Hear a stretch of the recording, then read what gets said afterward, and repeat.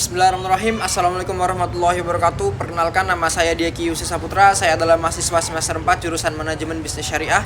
Saya dari Universitas Islam Negeri Raden Mas Said Surakarta dengan NIM 235211196. Dan pada kesempatan kali ini saya memohon izin untuk membuat video dalam rangka menjawab ujian tengah semester mata kuliah Pendidikan Kewarganegaraan.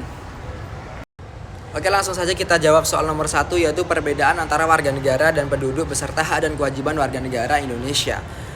Dalam suatu negara terdapat istilah warga negara dan juga penduduk, yang antara keduanya pasti memiliki perbedaan dasar. Nah, apa itu perbedaan dasarnya? Untuk warga negara itu adalah individu yang secara hukum diakui sebagai anggota suatu negara, yang mana mereka memiliki hak dan kewajiban yang diatur oleh konstitusi serta undang-undang negara tersebut. Dan untuk mendapatkan predikat kewarganegaraan, warga negara Indonesia bisa memperoleh predikat tersebut dari kelahiran, perkawinan, naturalisasi, atau dengan cara lain yang sah. Nah, sedangkan penduduk adalah orang yang bertempat tinggal secara permanen di suatu negara, baik warga negara maupun orang asing yang memiliki izin tinggal.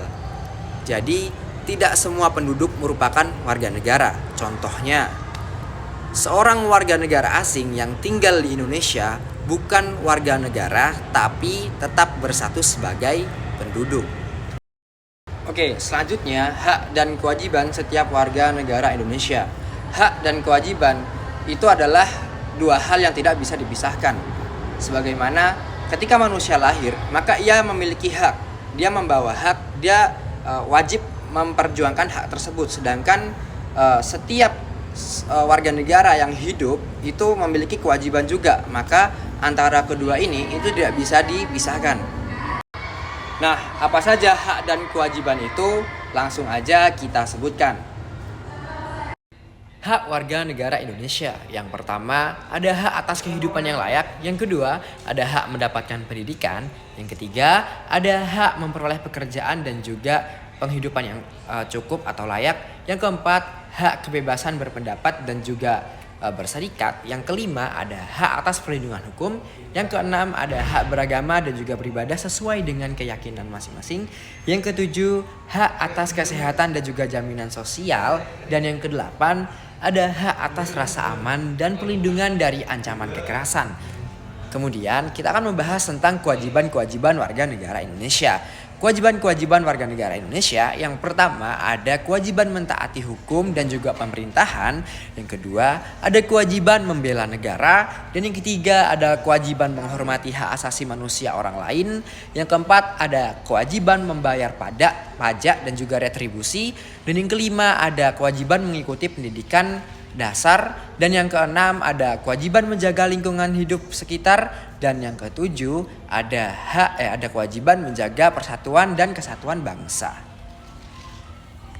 Baik, selanjutnya kita akan menjawab soal nomor 2 yang bunyinya jelaskan makna Bhinneka Tunggal Ika dan berikan contoh penerapannya dalam kehidupan sehari-hari. Bhinneka Tunggal Ika adalah bahasa Jawa kuno yang berarti berbeda-beda tetapi tetap satu. Semboyan ini menggambarkan keberagaman yang ada di Indonesia seperti suku, agama, budaya, adat istiadat dan yang lain-lain, namun tetap bersatu sebagai satu bangsa. Ini bukan sekedar kata-kata tetapi prinsip yang harus dijalani dalam kehidupan sehari-hari agar masyarakat tetap rukun dan harmonis. Contoh penerapan dalam kehidupan sehari-hari, yang pertama ada gotong royong. Kita sering sekali melihat warga dari berbagai latar belakang bekerja sama saat ada kerja bakti, memperbaiki jalan, atau membantu korban bencana. Mereka tidak melihat perbedaan, tetapi fokus pada tujuan bersama. Kemudian yang kedua ada toleransi beragama. Misalnya saat bulan Ramadan, orang-orang non-muslim bisa menghormati dengan tidak makan atau minum secara mencolok di depan orang-orang yang sedang berpuasa. Sebaliknya, umat muslim juga menghormati perayaan agama yang lainnya. Nah, kemudian yang ketiga ada menghargai budaya daerah lain. Di Indonesia, tiap daerah punya tradisi dan juga kebiasaan unik. Dengan saling menghormati, seperti menikmati makanan khas dari daerah lain atau ikut merayakan festival budaya setempat, kita dapat memperkuat persatuan budaya yang ada di Indonesia. Kemudian yang keempat, ada kerjasama di lingkungan sekolah atau kantor. Dalam kelompok belajar atau proyek kerja, kita sering bertemu dengan orang-orang dari berbagai latar belakang. Yang terpenting bukan suku atau agamanya, tetapi bagaimana kita bisa bekerja sama mencapai tujuan bersama. Dan yang kelima, bijaklah dalam menggunakan media sosial. Di era digital ini, menjaga persatuan juga berarti tidak menyebar berita bohong atau ujaran kebencian yang bisa memecah belah masyarakat. Karena belakangan ini sering juga ya rasis-rasis media sosial. Intinya Bhinneka Tunggal Ika bukan hanya sekedar slogan di lambang negara kita saja, tetapi nilai yang harus ditetapkan agar Indonesia tetap bersatu di tengah perbedaan yang begitu melimpah. Bukan perbedaan, lebih ke keberagaman. Baik, selanjutnya kita akan menjawab soal nomor 3, yaitu uraikan secara singkat sejarah tentang terbentuknya Undang-Undang Dasar 1945. Sejarah terbentuknya UUD 1945 tidak terlepas dari perjuangan bangsa Indonesia dalam meraih kemerdekaannya. Proses ini penyusunannya dimulai oleh Badan Penyidik Usaha-Usaha Persiapan Kemerdekaan Indonesia atau disingkat sebagai BPUPKI yang dibentuk oleh Jepang pada tanggal 29 April 1945. BPUPKI mengadakan 2 sidang utama. Yang pertama pada tanggal 29 Mei sampai 1 Juni 1945 di mana muncul gagasan Pancasila dari Insinyur Soekarno pada tanggal 1 Juni 1945. Dan yang kedua, sidang pada tanggal 10 sampai dengan 16 Juli 1945 menyusun rancangan Undang-Undang Dasar termasuk pembukaan yang berisi dasar negara Pancasila. Nah, kemudian setelah BPUPKI dibubarkan, Panitia Persiapan Kemerdekaan Indonesia atau disingkat sebagai PPKI melanjutkan tugasnya pada tanggal 18 Agustus 1945, sehari setelah proklamasi kemerdekaan. PPKI secara resmi mengesahkan Undang-Undang Dasar 1945 atau disingkat UUD 1945 sebagai konstitusi negara Indonesia. Dengan demikian, UUD 1945 menjadi dasar hukum tertinggi yang mengatur sistem pemerintahan Indonesia hingga kini. Meskipun telah mengalami beberapa perubahan amandemen karena menyesuaikan dengan perkembangan zaman yang ada pada era sekarang. Oke, alhamdulillah akhirnya kita sampai juga di soal terakhir, yaitu soal nomor 4 yang berbunyi analisislah tantangan-tantangan yang dihadapi di era digital dalam menjaga kedaulatan negara Indonesia. Kurang lebih seperti itu. Langsung aja saya jawab. Di era digital, menjaga kedaulatan negara semakin sulit atau semakin rumit karena ancamannya gak cuma datang dari luar atau secara fisik doang, tetapi juga lewat internet dan teknologi. Ada beberapa tantangan besar yang harus kita hadapi di sini. Yang pertama ada ancaman cyber, seperti peretasan data pemerintah, pencurian identitas, atau serangan ransomware yang bisa bikin negara kita kewalahan. Kalau sistem keuangan atau infrastruktur yang penting itu diserang, dampaknya itu bisa bikin parah banget buat negara kita. Yang kedua, penyebaran berita hoax dan juga disinformasi.